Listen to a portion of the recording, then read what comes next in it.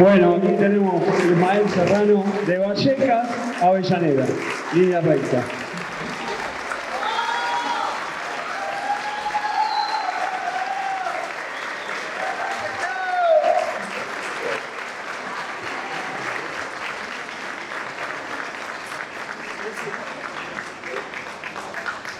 Bueno, gracias a todos por estar acá, fundamentalmente Ismael, por tu tiempo. Sabemos que tenés una agenda muy intensa. Queremos hacerte un homenaje. En un rato te cuento a todos, ahora vamos a tener con Jessy Ferradas, profesora de periodismo, que tiene que ver muchísimo con la presencia de Ismael aquí. Gracias a todo el equipo de Ismael por toda la buena onda, la predisposición para este homenaje que queremos hacerle en UNDAV. En un ratito Lautaro, estudiante de periodismo, le va a hacer algunas preguntas. Una charla más que una entrevista, ¿sí? Y después vamos a hacerle algún homenaje más también a Ismael.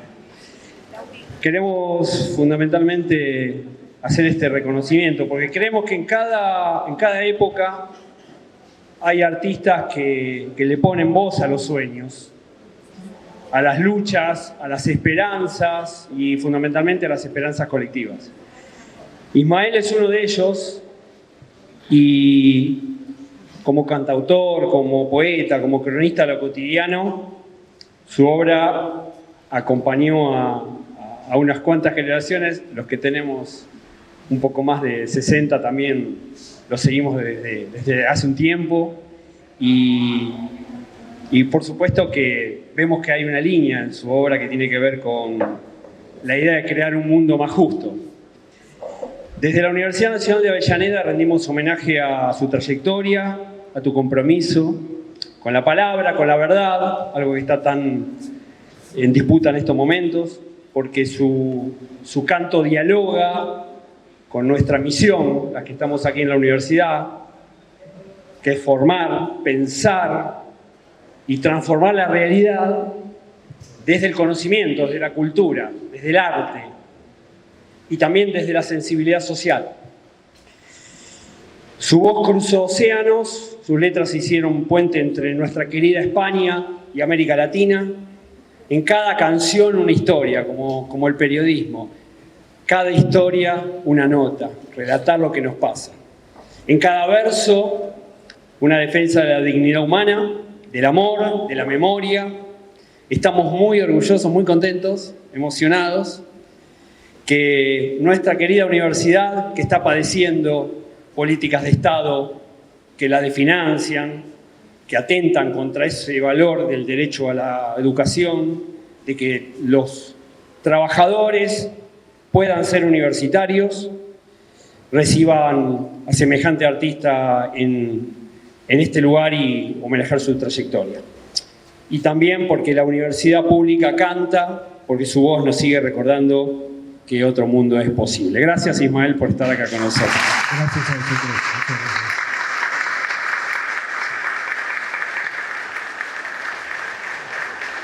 Bien, bueno, ¿cómo estás, Ismael? Bien, agradecido, un poco abrumado, pero muy agradecido, muy honrado. Yo les cuento que Ismael es un poco tímido, con lo cual ya entró y había una población de Avellaneda enfocándolo con los celulares y sacándole fotos, pero resiste, acá está con nosotros.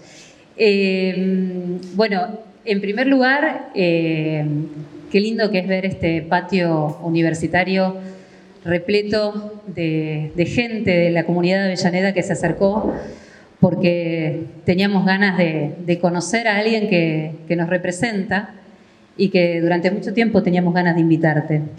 A veces tenemos que esperar que sean coincidencias del destino, pero es una alegría enorme que estés acá. Queríamos hacerte un homenaje porque en este espacio nosotros tenemos la carrera de periodismo y en la carrera de periodismo trabajamos mucho desde el aula en la idea de poder desarrollar pensamiento crítico, de poder generar en los estudiantes la capacidad de comprender la responsabilidad social del oficio, de aprender a construir con narrativas cuestiones que dan visibilidad a lo que nos rodea. Y trabajamos mucho tus letras, porque en esos relatos cotidianos hay un decir, hay un sentir, hay un demostrar. Y a partir de ahí, de trabajar tus letras, de poner temas que tienen que ver con cómo podemos contar una historia sin olvidarnos del buen uso del lenguaje, de la retórica, de la metáfora, de las cosas bien dichas, del pronunciamiento de lo que queremos manifestar, pero haciendo sobre todo, ¿no? Galanería del oficio.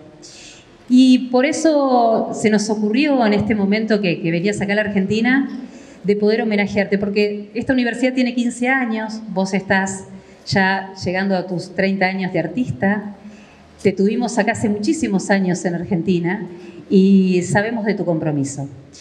Para poder ordenar un poco cómo vamos a trabajar hoy, porque dijimos, bueno, viene Ismael, ¿qué hacemos? Y acá están todos, mira cómo me miran. O sea, acá dependo de lo que vamos a hacer. Para organizar esto, en el aula elegimos un representante que se llama Lautaro Aguilar, que anda por ahí. ¿Dónde está Lauti? Que venga Lauti. Acá está. Lauti es un estudiante de periodismo y en nombre de los compañeros y compañeras va a hacerte algunas preguntas. Vamos a construir un conversatorio donde podamos entrevistarte y después sí, hacemos el acto de la placa, el aplauso y las felicitaciones. Pero primero teníamos muchas ganas de escucharte y para escucharte me voy a callar y le voy a ceder el micrófono a Lauti para que haga las preguntas. Ah, ya tenés el propio. Bien, te escuchamos. Bueno, muchas gracias a todos por estar acá. Gracias, Ismael. Desde el aula nosotros pensábamos cómo abordar esta charla con vos. Dijimos, bueno, arranquemos con una cita. Vimos varias entrevistas tuyas y en una encontramos que vos hablas de que la vida sin música es un largo etcétera, etcétera, etcétera, y que la música nos rescata. ¿Vos sentís que en algún momento alguna canción o algún trabajo tuyo te rescató? Sí, sin duda. A mí, si algo no ha cambiado en estos 30 años de oficio es reconocer que la música tiene un gran valor terapéutico para mí, en tanto en cuanto me ha rescatado del naufragio en muchas ocasiones.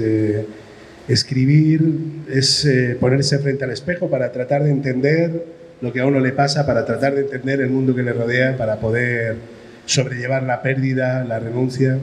Yo creo que la sensibilidad del músico muchas veces está sobrevalorada y se le presupone una capacidad especial para retratar el mundo en el que vive, y yo creo que el hecho de escribir canciones nace no tanto de un don o de una capacidad, sino más bien de un déficit.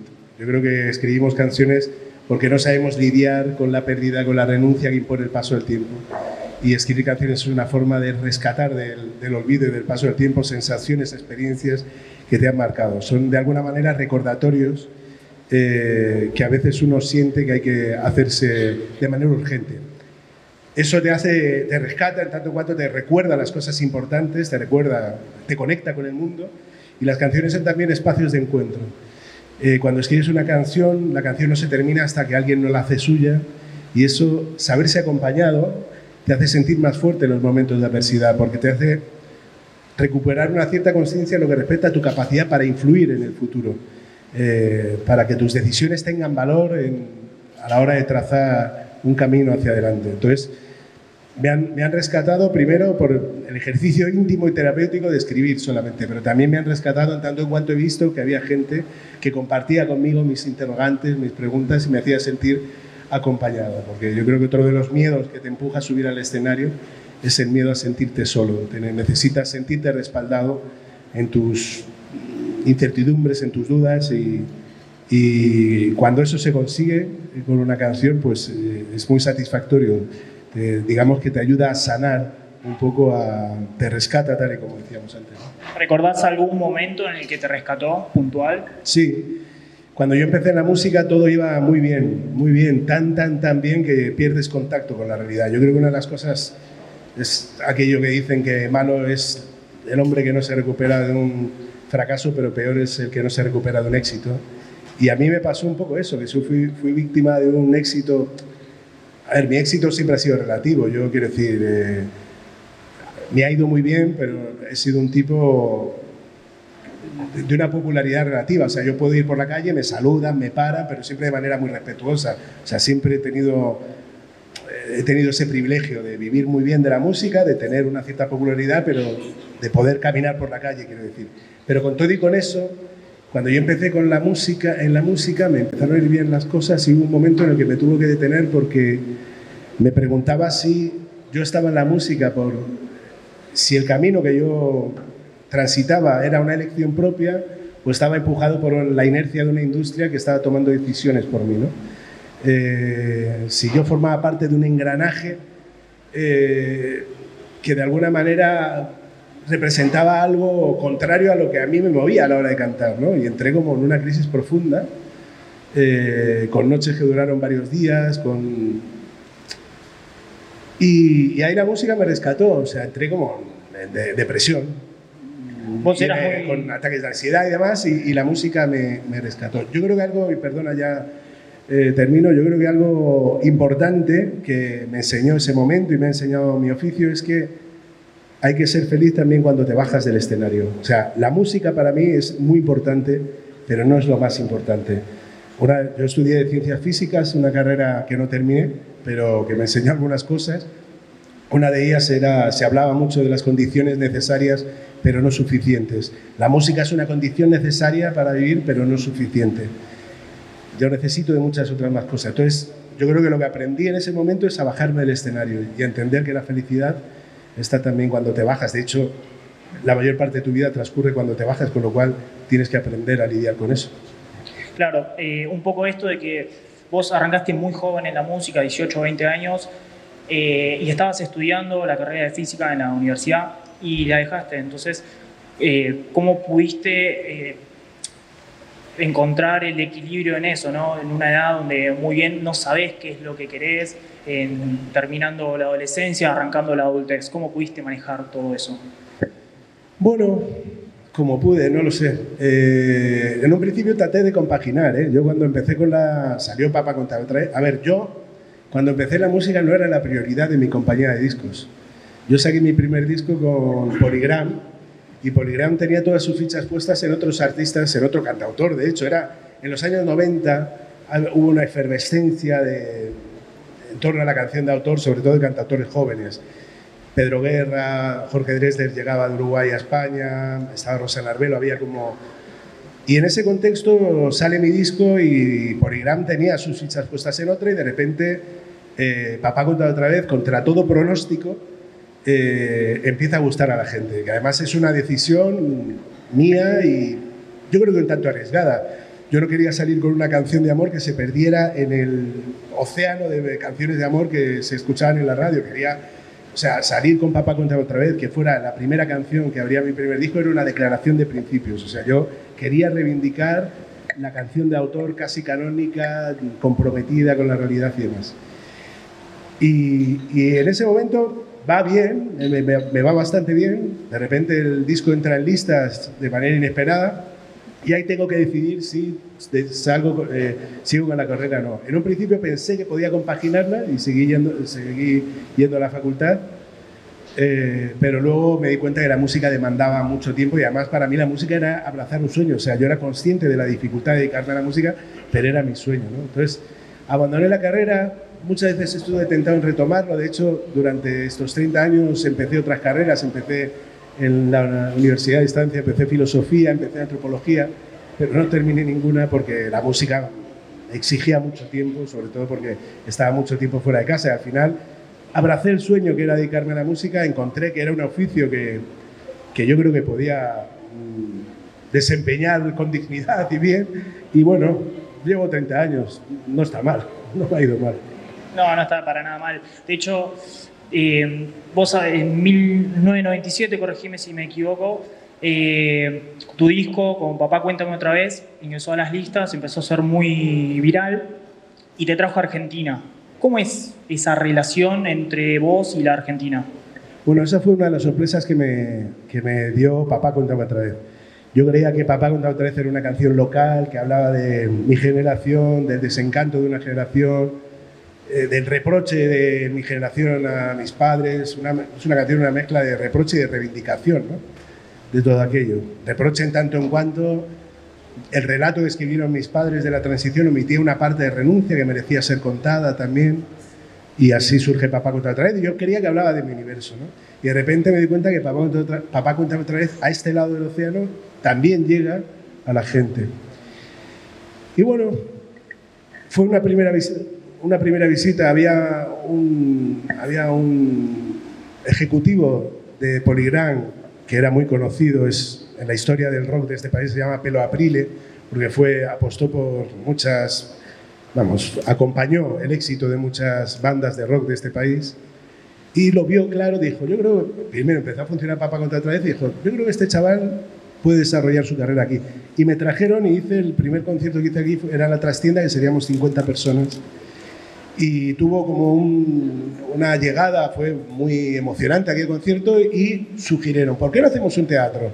Y la primera vez que yo canté en Buenos Aires fue en el Maipo. Me trajeron a cantar al Maipo, y esa fue la primera vez que yo hice un teatro aquí. Bueno, y también es una relación que se ha ido desarrollando con el tiempo y que forma parte también de una apuesta muy personal. Quiero decir, yo vine con mi guitarra al hombro y he cantado en todas las provincias de este país. Cuando digo en todas, es en todas.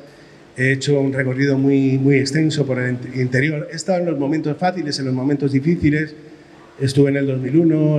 Hemos estado en los momentos, que tiene que ver con mi vínculo, porque yo siento que también que gran parte de mis afectos están en este lado del océano.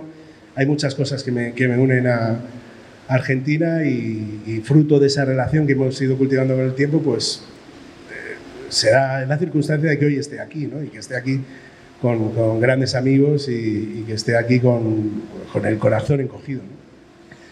Vos hablas recién de Papá Cuéntame otra vez, y yo sé que vos la canción la compusiste con tu hermano, con Daniel, 18 o 20 años.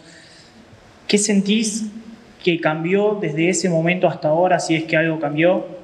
Y también te quería preguntar si vos en algún momento sentís que tu pequeña hija puede llegar a ser un Papá Cuéntame otra vez a su manera. Sí, yo creo, a la segunda pregunta, yo creo que casi es ley de vida que los hijos hagan ese reproche. Creo que es pertinente. Que llega un momento en el que los hijos le digan a sus padres, bueno, tú querías cambiar el mundo, este no es el mundo que querías para mí, seguramente. Y en el caso de nuestros hijos, con más razón, porque yo creo que estamos viviendo un retroceso en muchos aspectos. Hablabas antes hablaban de las dificultades por las que atraviesa la universidad pública con el actual gobierno. No es muy diferente a lo que está pasando también en España, por ejemplo, en la Comunidad de Madrid, donde a día de hoy la universidad pública también está viendo cómo se restringe su financiación y cómo se está potenciando la universidad privada como negocio, entendiendo la universidad como un negocio para unos pocos. Me he perdido, pero bueno, me preguntabas por Papá Cuéntame otra vez, ¿a qué cambiar? Con respecto a que nuestros hijos nos dirán. Entonces quiero decir, creo que ellos se van a enfrentar a una situación peor, van a tener peores salarios, peor servicios públicos, peor educación pública. Entonces quizá con más razón nos canten Papá Cuéntame otra vez. Quizá lo que cambie con respecto al relato que yo hice es que ahora son ellas las que creo que están escribiendo un nuevo relato, son las mujeres, y quizá la canción tenga que ser Mamá Cuéntame otra vez, ¿no? Porque yo creo que son las mujeres las que...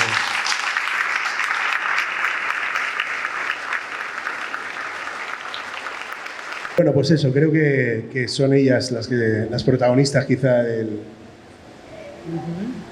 relato. Y luego, con respecto a qué ha cambiado, venimos actualizando el final desde hace demasiado tiempo, ¿no?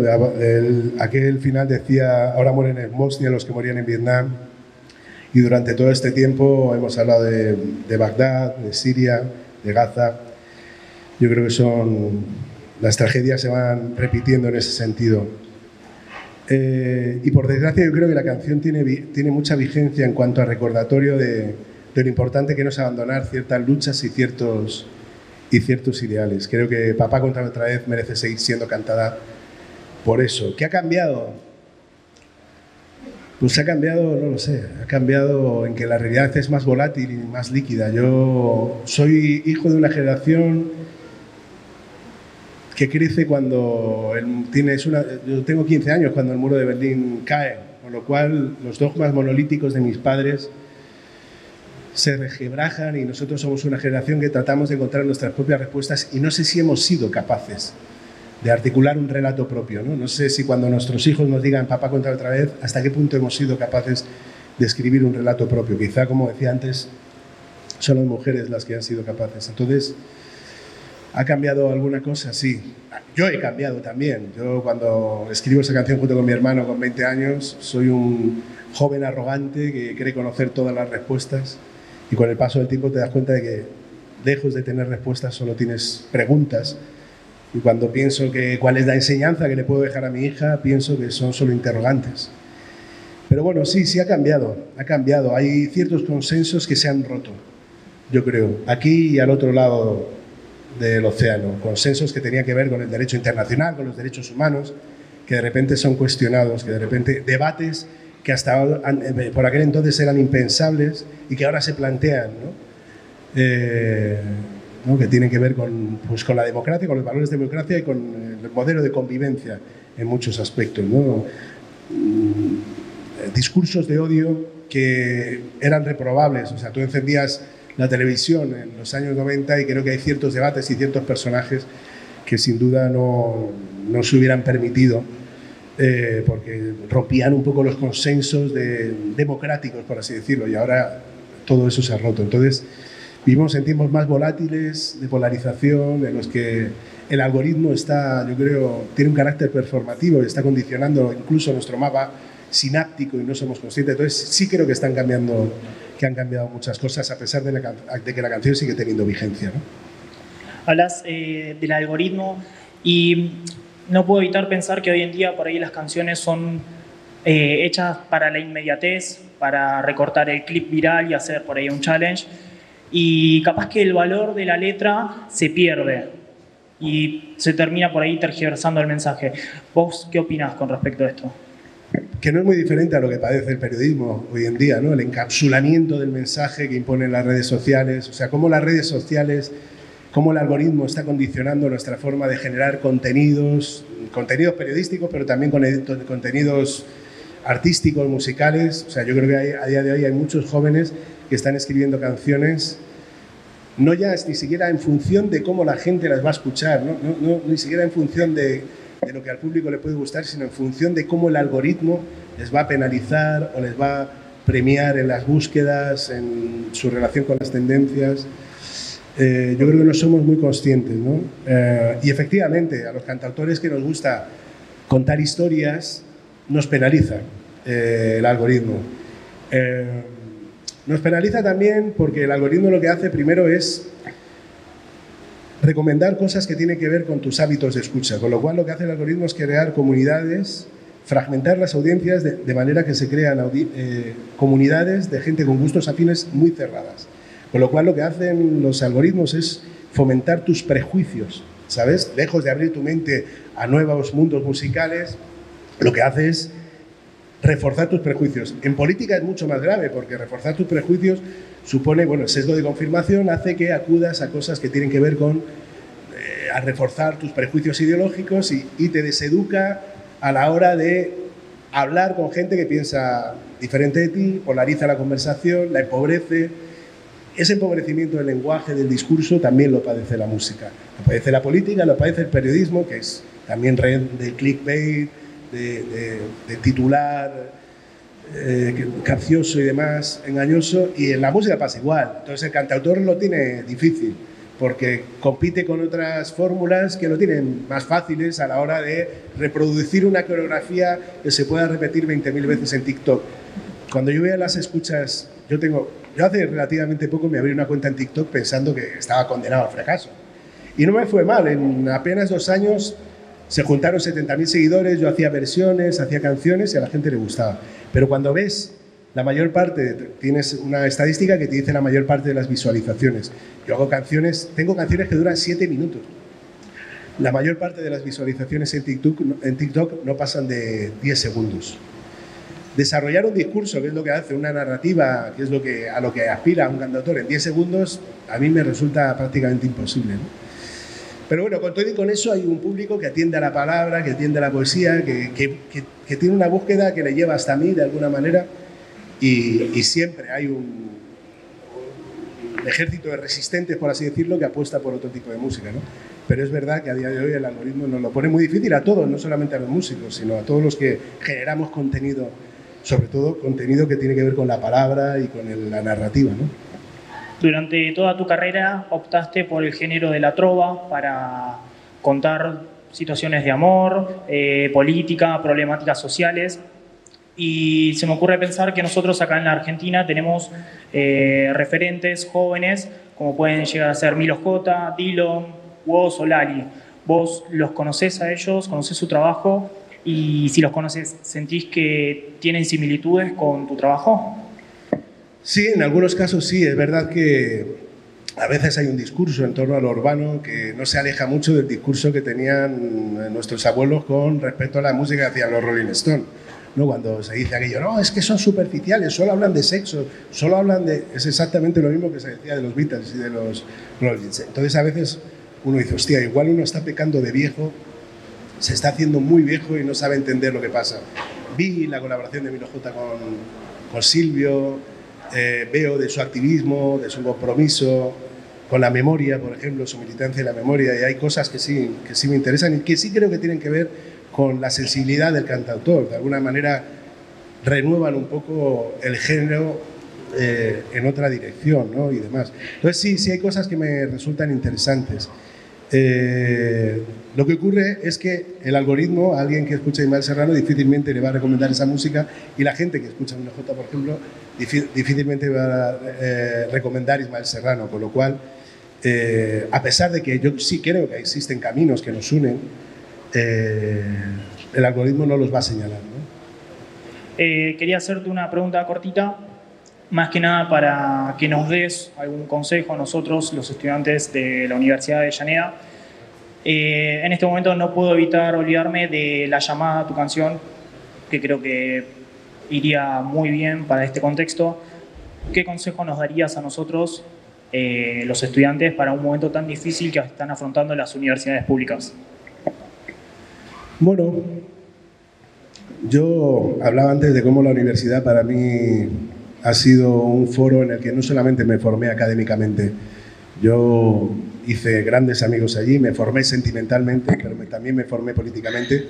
Creo que es un foro que debe trascender lo puramente académico. Creo que es un lugar, un espacio de encuentro y de convivencia que exige, pues a veces un compromiso, sobre todo en lo que respecta a la ofensiva, que es una ofensiva planeada, planificada contra la educación pública que se está viviendo aquí en Argentina, pero que se está viviendo nosotros en el Madrid de Ayuso, también lo estamos viviendo. Han proliferado más que nunca universidades privadas que están haciendo que bajen mucho los estándares y que están sobre todo asfixiando, que lo que se plantea es la asfixia económica de las públicas para que bajen los estándares, para que bajen el nivel y para privilegiar de alguna manera la privada, entendiendo la universidad como algo, no solamente un lugar de formación académica y con una función social clara, sino también como algo que debe estar al servicio del mercado, sea cual sea. Entonces, bueno, ¿qué consejo podría dar? Antonio Machado pone en la boca de Juan de Mairena un consejo a los jóvenes que les dice aquello de hagan política. Participen en política porque si no lo hacen, otros lo harán por vosotros y si no, lo harán contra vosotros. Yo creo que se trata de eso, de asumir y reivindicar el protagonismo que les corresponde. Es verdad que hay una sensación que es permanente, que es la de exclusión, de que al joven se le excluye de la toma de decisiones que tienen que ver con su futuro. Yo creo que gran parte de lo que le pasa a este país tiene que ver también con eso, con esa sensación de marginación, de exclusión, de sentir que no se le tienen en cuenta. Cosa que lleva a muchos jóvenes, a mi modo de ver, de manera equivocada, a dar una patada en el tablero y decir que se pudra todo. Pero bueno, yo creo que es quiero decir, está ocurriendo en muchas partes, en Europa también, ¿no? Como gran parte del voto joven se va a la ultraderecha, por ejemplo. Y no es un voto militante, no es un voto ideologizado, es un voto que tiene que ver con la sensación de desencanto y de abandono. Entonces algo hay que hacer para recuperar a toda esa gente joven, para hacerle entender que la patada en el tablero nos conduce al apocalipsis, al desastre, tal y como se está viendo. Algo hay que hacer para seducir a esa gente y hacerla entender que el camino es otro y que existe la posibilidad de recuperar una cierta sensibilidad política, ¿no? Algo hay que hacer para que la crueldad deje de ser una bandera política de la que hacer gala y que se convierta en algo cool y tendencia, ¿sabe? Algo de lo que enorgullecerse. Alguien decía, dicho mal y pronto, en redes sociales que teníamos que volver a los tiempos en los que ser un hijo de puta diese vergüenza. Y tiene algo de eso, ¿no? Que ser mala persona de vergüenza, que ahora pareciera que es algo a reivindicar, ¿no? Es como se utiliza a veces el buenismo, como, no sé, se le dice a alguien buenista como un apelativo que intenta ridiculizar al otro, ¿no? Apostar por la bondad, ¿no? Pues que apostar por la bondad vuelva a ser tendencia y vuelva a ser algo cool, algo que nos seduzca. ¿Cómo hacerlo? No sé muy bien cuál es el consejo a seguir. Yo creo que el consejo es, bueno, es que tampoco, yo creo que, es que si yo me viera, no sé, yo creo que desoiría cualquier consejo que me diera un señor de 50 años que viene a mi facultad, por mucho homenaje que le dieran. Entonces,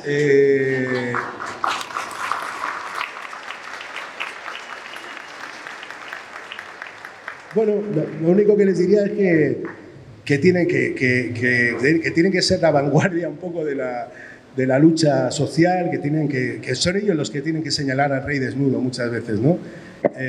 Aunque el resto de las personas no sean capaces de entenderlo, y que tienen que ser capaces de señalar al rey desnudo y que tienen que asumir esa responsabilidad. Muchas gracias por tu tiempo. No, Muy bien, muchas gracias, Lauti. ¿Lo aprobamos? Pero con matrícula o no. Aprobadísimo. Bien, bueno, llegó el momento de los homenajes ahora. Bueno. Así que, bueno, vamos a avanzar hacia los homenajes para Ismael. Decano, ¿dónde anda? Venga por acá. Acá tenemos a la secretaria académica, Antonella. A ver, pase, Antonella. Vamos pasando. Vamos. Vamos ahora a agradecerles a Jessica y a Lautaro la entrevista y vamos a pedirles entonces al vicerrector Ricardo Serra y al decano del Departamento de Cultura, Arte y Comunicación que puedan subir a entregarle una parte de los homenajes de esta mañana a Ismael.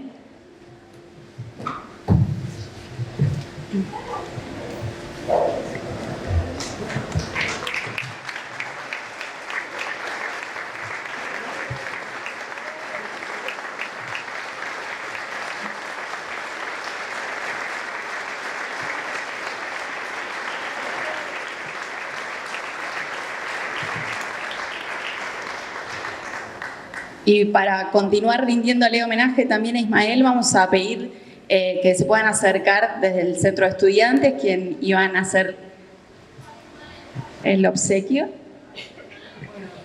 También desde el claustro de graduados y graduadas y de los y las docentes. Pueden subir, chicos.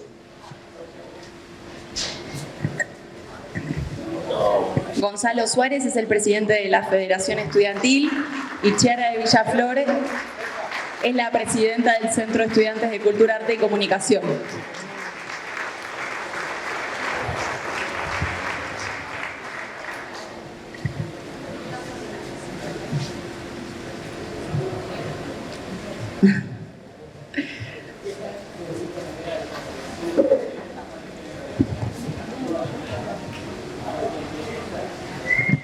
Muy bien. Bien. Invitamos ahora a la Asociación Docentes de la UNDAV. Se encuentran presentes el secretario general Ricardo Petraglia y Gastón Freire.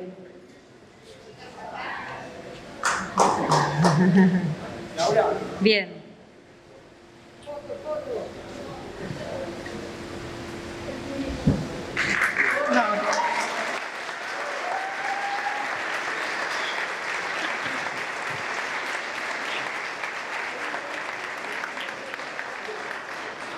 Bueno, y ahora vamos a pedirle a la Asociación de Graduados de nuestra universidad, que también tiene algo para entregarle a Ismael.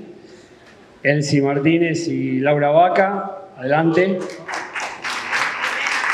Elena Calvín también.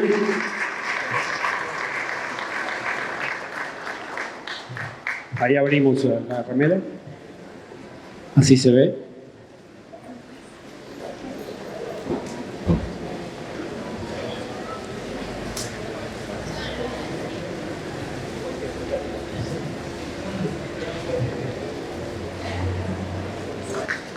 Muchas gracias. La Asociación de Graduados. Más de 3.000 graduados tiene la Universidad Nacional de Avellaneda, nuestros orgullos.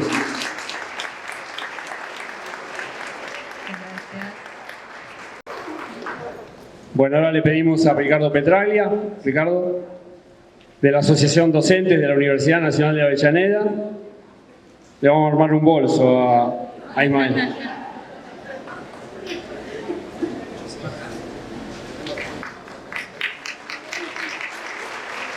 Más de 1.000 docentes que trabajan en nuestra Universidad Nacional de Avellaneda, en el homenaje a Ismael Serrano.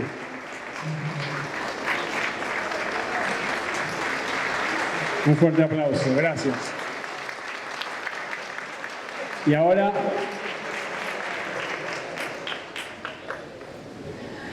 la emocionadísima secretaria académica de la universidad, que le va a entregar también un regalo a Ismael. Antonella Capurro.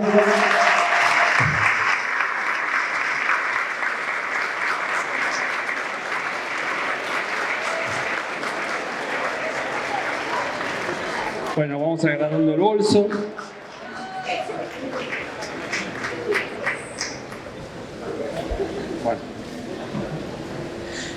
Bueno, y ahora le doy la palabra a Jessy, que va a continuar con la parte final de este homenaje. Y nos queda un poco de música, porque si está Ismael tiene que haber música. Y en este caso, el homenaje te lo va a hacer Natalia.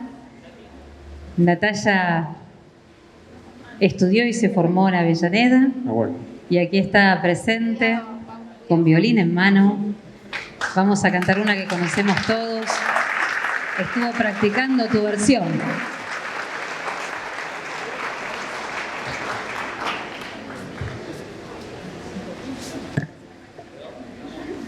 Mantén en mano. Perfecto. Puedes sentarte, Ismael,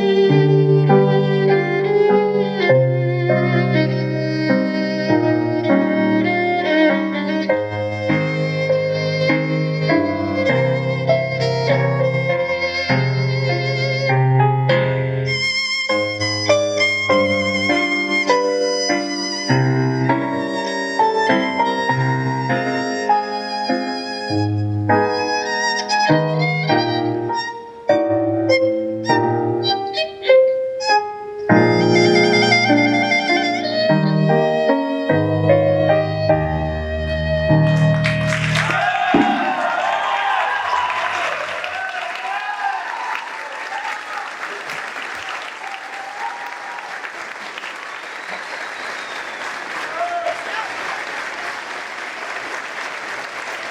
gracias, Natacha.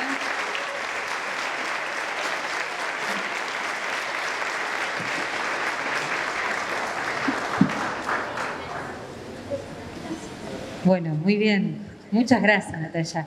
Bueno, ahora sí, ya estamos, decano, cumplimos, ¿no? Entregamos placas, regalos, lo saludaron todos, lo declaramos ya persona de Avellaneda nuestro. Esperamos que este sea el camino de regreso siempre. Acá te vamos a estar esperando.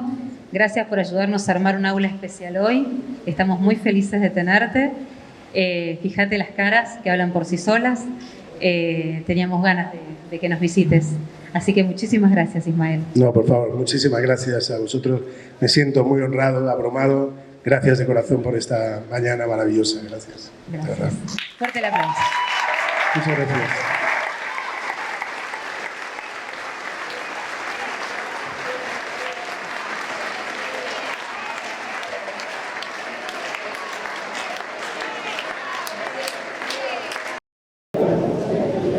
Vamos a escuchar un breve audio.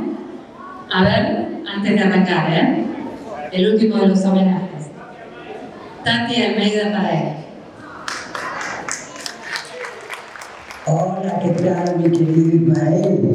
Soy Tati Almeida, y no sabes la pena enorme que tengo, mi querido, porque no voy a poder estar personalmente en este tan merecido homenaje que te van a hacer. Pero fíjate que hace como 2 meses o más que ya hemos arreglado con otras, bueno, nada, un compromiso que no lo puedo dejar, ¿viste?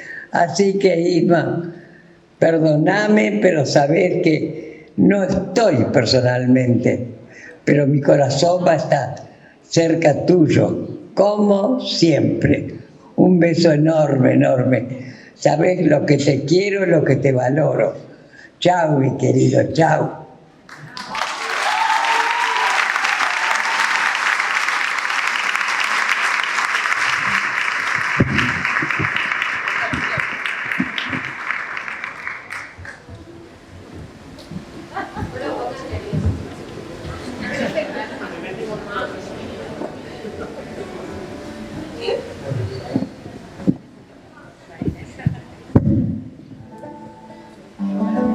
Ahí está bien la...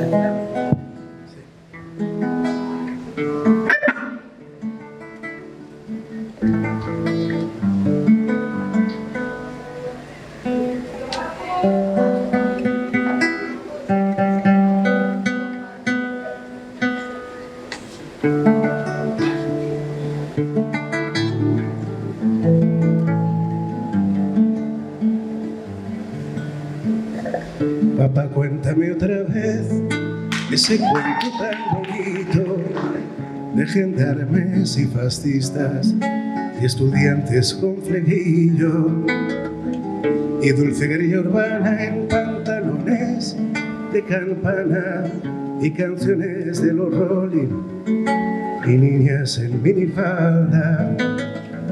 Papá, cuéntame otra vez todo lo que os divertisteis estropeando la eje a oxidados dictadores y como cantaste al ver y ocupaste la Sorbona en aquel mayo francés en los días de vino y rosas. Papá, cuéntame otra vez esa historia tan bonita de aquel guerrillero loco que mataron en Bolivia. Se atrevió a tomar de nuevo y como desde aquel día todo parece más feo.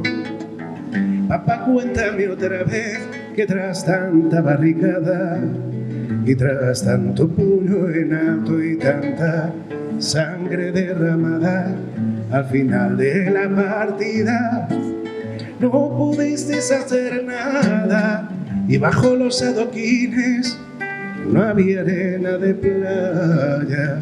Fue muy dura la derrota, todo lo que se soñaba se pudrió en los rincones, se cubrió de telarañas. Y ya nadie canta el bet, ya no hay locos, ya no hay parias, pero tiene que llover, aún sigue sucia la plaza. Quedan cosas que callan, quedan cosas por sastre, muy lejos aquel país. Sin embargo, a veces pienso, al final todo de oír, las hostias siguen cayendo, soy quien habla de más. Y siguen los mismos muertos, podridos de crueldad. Ahora mueren en Bosnia los que morían en Vietnam. Ahora mueren en Bosnia los que morían en Vietnam. Ahora mueren en Bosnia. Y sí, son 30.000 los que morían en Vietnam. Hasta siempre y gracias por todo.